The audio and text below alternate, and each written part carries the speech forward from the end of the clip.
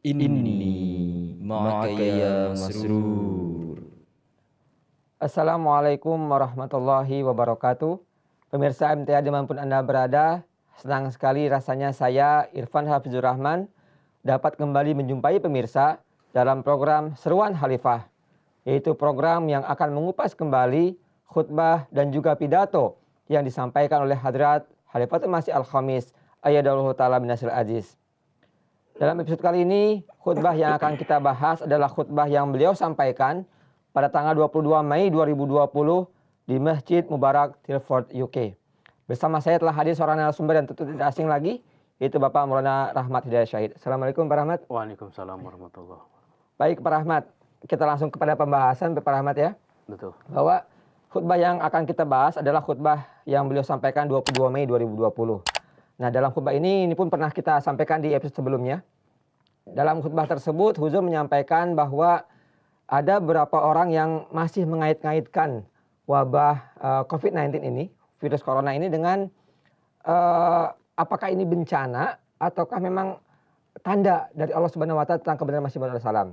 Mereka rata-rata mengaitkan dengan salah satu artikel yang dibuat oleh Hadrat Khalifatul Masih Ar-Rabi rahimakumullah bahwa yang berjudul bencana alam atau azab ilahi. Nah, mereka mengaitkan ini dengan artikel tersebut ya. Sebenarnya apa sih poin dari artikel tersebut, Pak, yang ingin Huzur sampaikan? Jazakumullah. Bismillahirrahmanirrahim.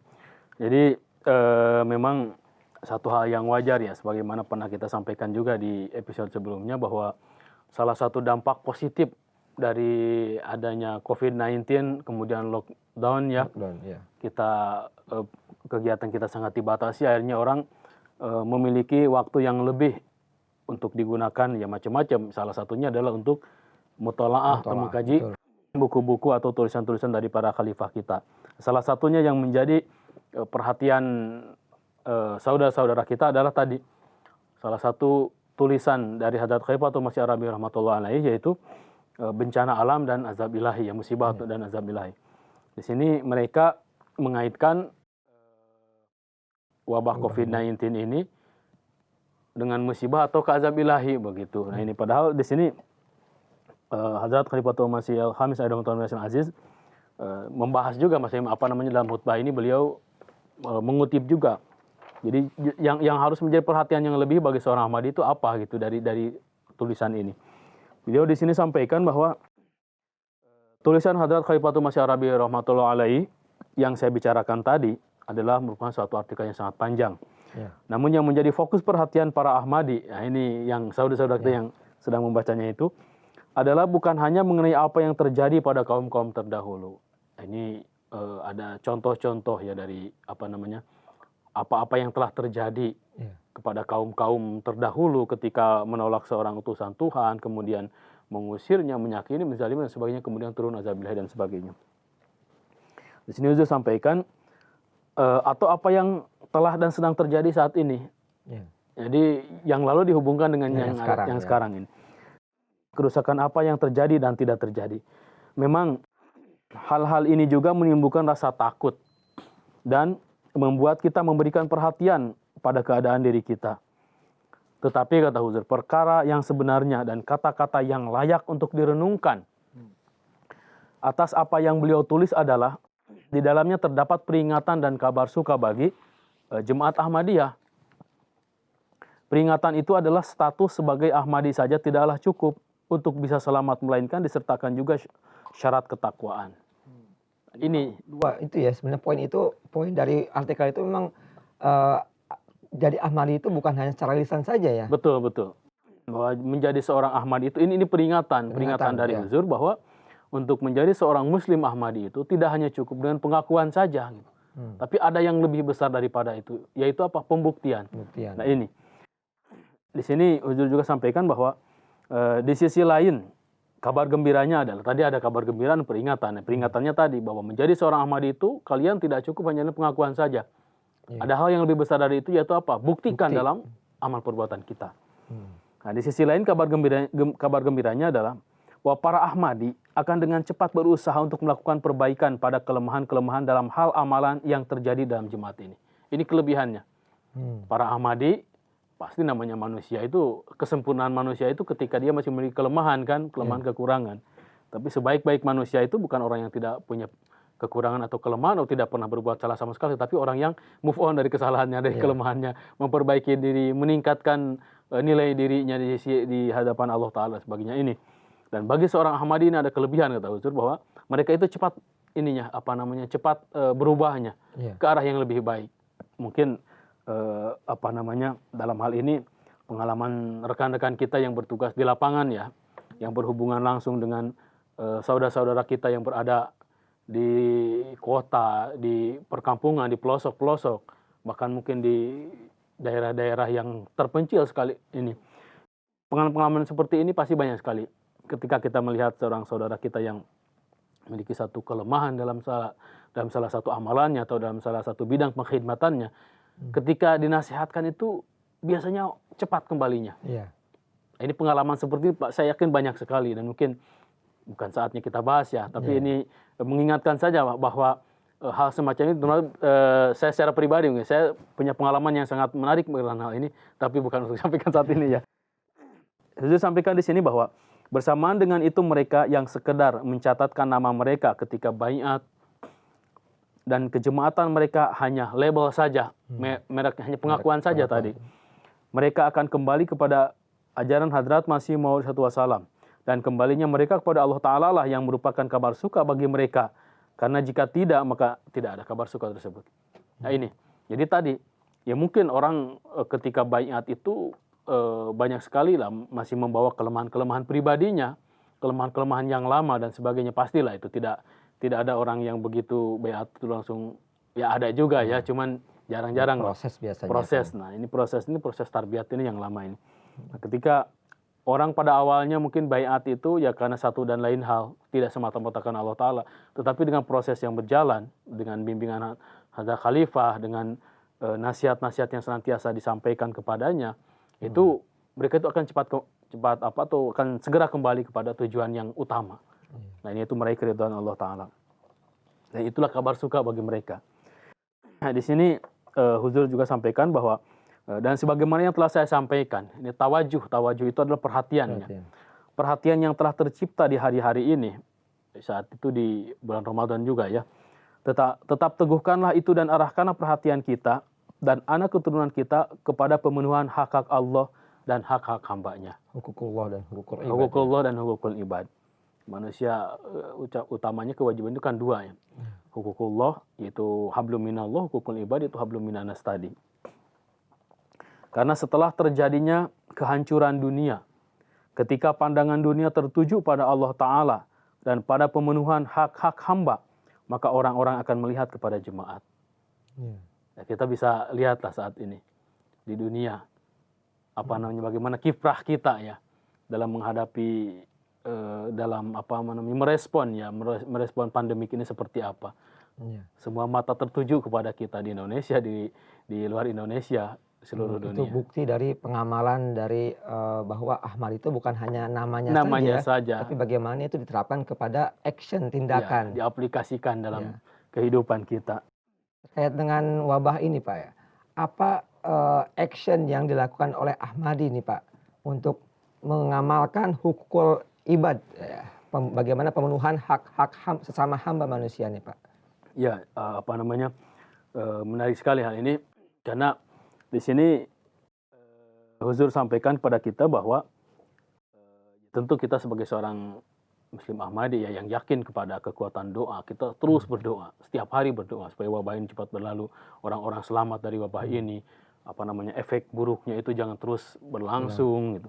Tetapi Huzur di sini sampaikan juga bahwa ini yang hukukul ibad ini, bahwa ketika kita berdoa, ketika kita beribadah kepada Allah Ta'ala dan sebagainya, kita mengharapkan keridhaan Allah Ta'ala, kita mengharapkan kasih sayang Allah Ta'ala, supaya kita diselamatkan, doa-doa kita dikabulkan dan sebagainya.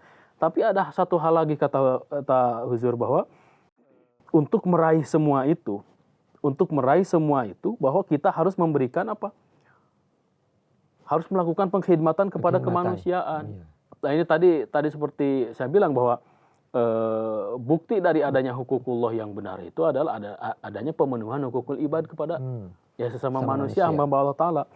Nah di sini pengkhidmatan kemanusiaan ini juga menjadi sarana penunjuk bagi orang-orang, penunjuk jalan bagi orang-orang duniawi yang tengah tersesat. Nah ini Huzur sampaikan di sini bahwa dari laporan yang masuk kepada Huzur banyak sekali kegiatan-kegiatan kemanusiaan yang dilakukan oleh sayap-sayap ininya ya, organisasinya. Lajnah, Khudam, Ansor. Nah, di sini ada satu contoh menarik dari rekan-rekan kita di Kanada, di Khudam, ya Majelis Khudam Ahmadiyah Kanada. Jadi bukan hanya di Kanada ya, di London juga saya kira ada ya di tempat-tempat lain. Yaitu di masa pandemik ini khususnya, di mana kegiatan kita pun sangat dibatasi, pergi ke mana segala macam sangat dibatasi. Itu akhirnya mereka tercetus satu ide yang sangat baik sekali, yaitu adanya menyediakan helpline. Helpline. Ya, jadi kapanpun seseorang memerlukan sesuatu yang memang tidak bisa mereka lakukan, itu mereka bisa menelpon nomor kontak yang ada di sana. Nah, ini yang terjadi di Kanada.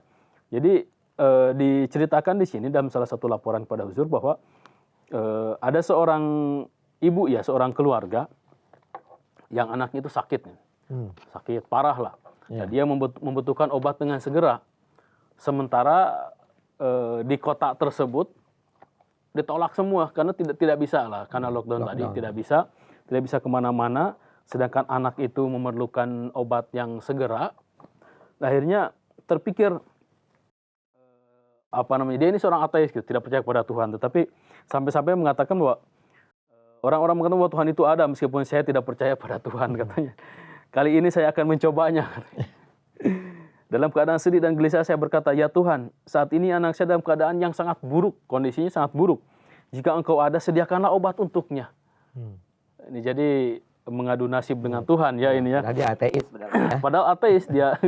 Tapi ketika terdesak ya, sangat butuh sekali itu ya. Akhirnya kembali pada Tuhan. Kemudian terlintas katanya dalam pikiran saya tentang helpline milik Khudam. Ya, ini milik Khudam Ahmadiyah di Kanada. Kemudian saya menelpon.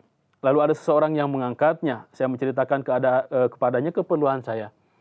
Ia mengatakan, insya Allah akan mengusahakannya. Dan tidak berapa lama kemudian masuk telepon dari Khudam tadi mengatakan bahwa sekarang ini pukul 2 malam. Bayangkan, pukul 2 malam. Gitu. Sulit untuk bisa mendapatkan obat. Khudam itu bertanya bagaimana keadaan anak Anda.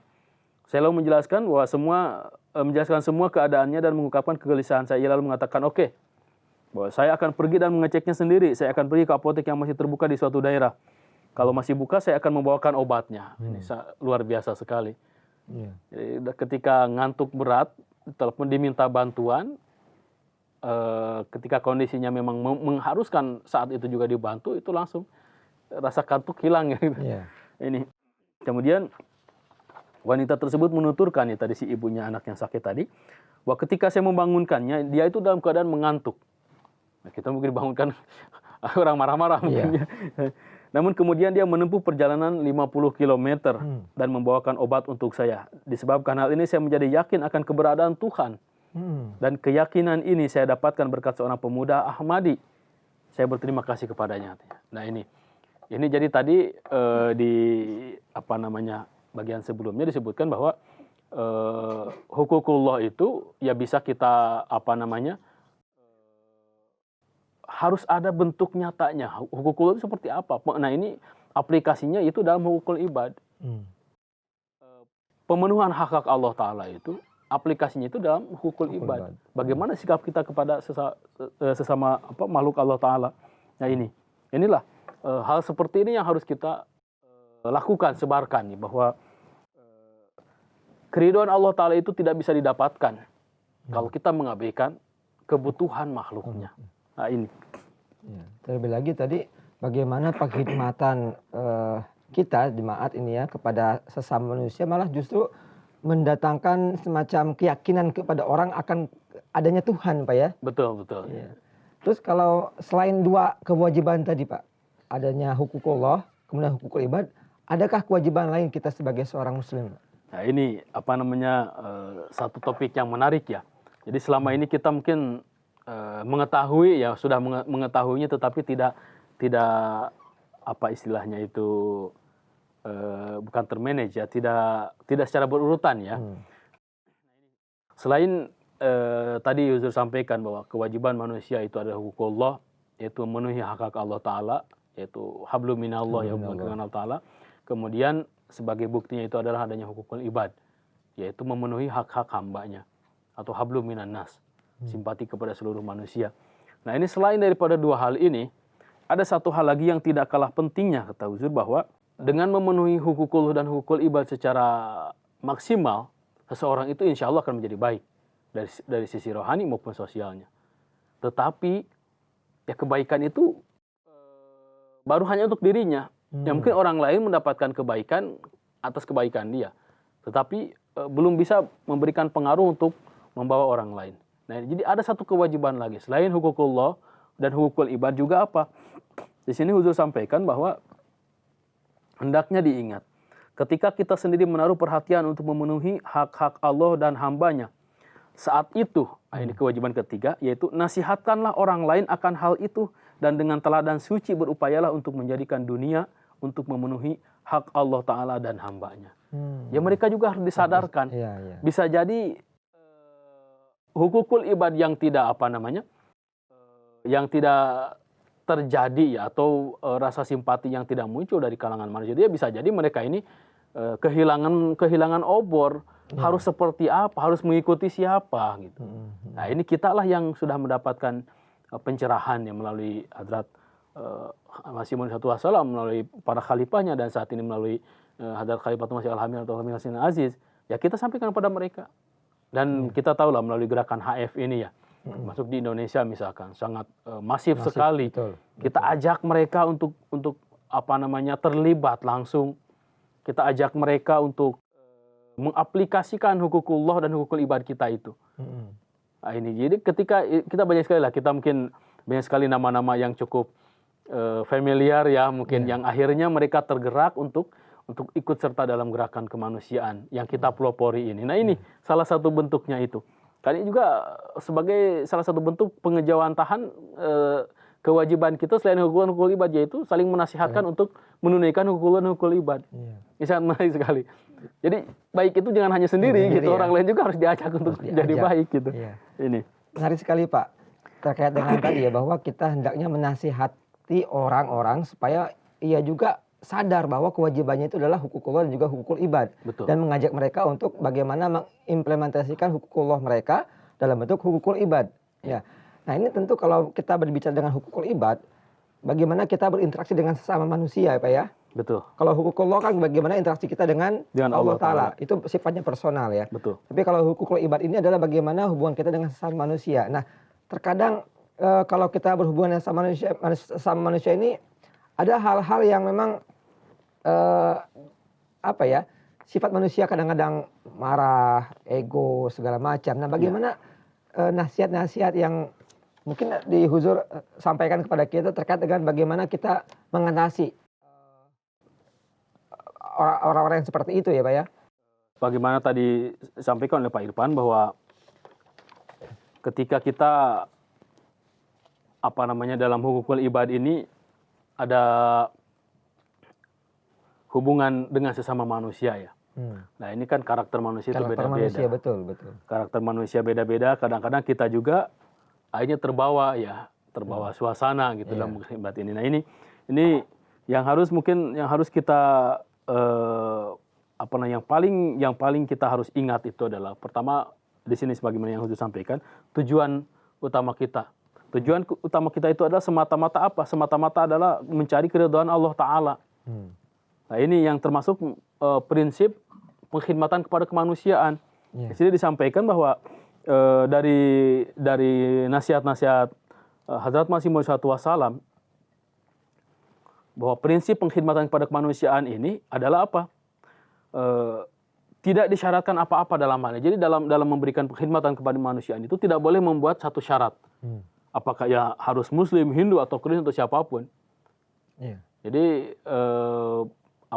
moto kita love for all hearted pun itu harus betul-betul menjadi prinsip utama dasar kita dalam mengkhidmati kemanusiaannya, siapapun dia.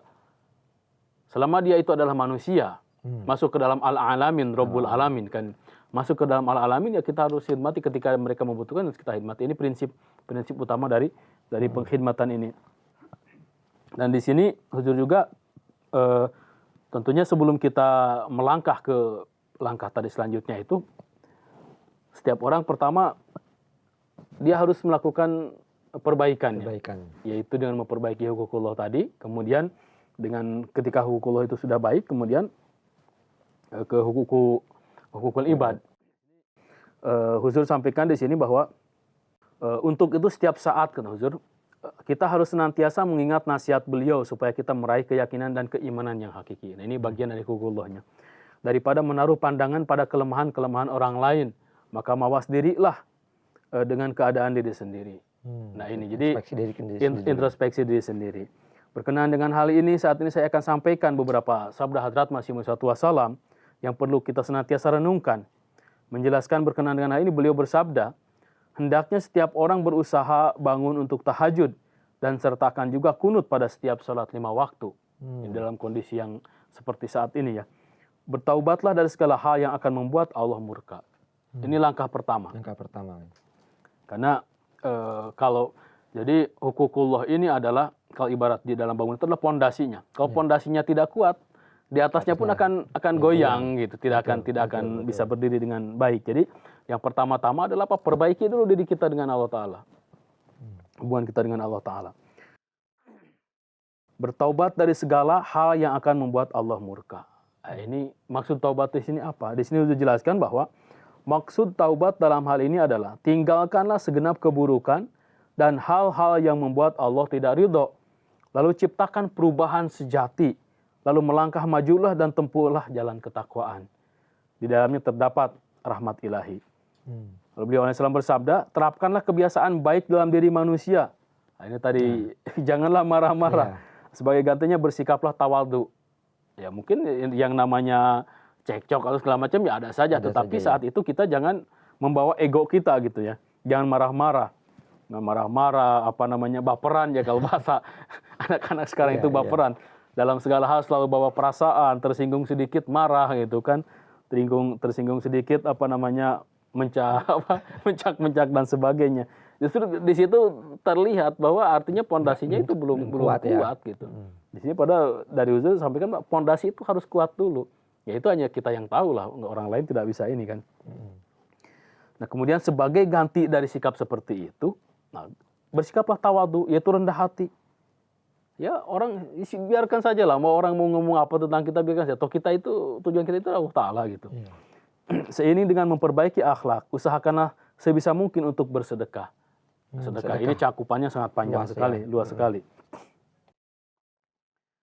Nah di sini Huzur di dalam surat Al-Insan ya ayat 9 di sini yang disitir oleh Huzur di sini untuk memberikan sedekah, memberikan makan kepada orang-orang yang membutuhkan dan sebagainya. Ini jadi dalam hal ini, insya Allah ya dengan karunia Allah Ta'ala, nasihat-nasihat Huzur ini baik itu nasihat Hadrat Rasulullah SAW, nasihat Hadrat Masih Maud Wassalam, para khalifah, bahkan Khalifah Waqt saat ini juga memberikan petunjuk terus kepada kita sekalian.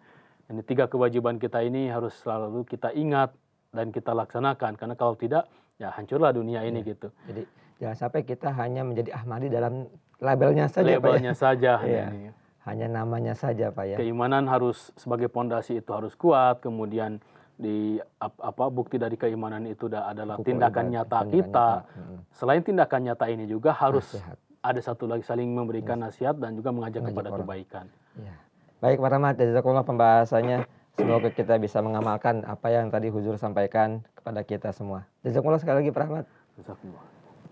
Baik pemirsa MTA di mana berada, demikianlah pembahasan kami terkait dengan khutbah Huzur.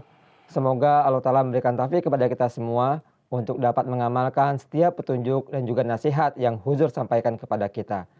Saya dan juga kru yang bertugas mohon undur diri. Wabillahi taufiq wal hidayah. Wassalamualaikum warahmatullahi wabarakatuh.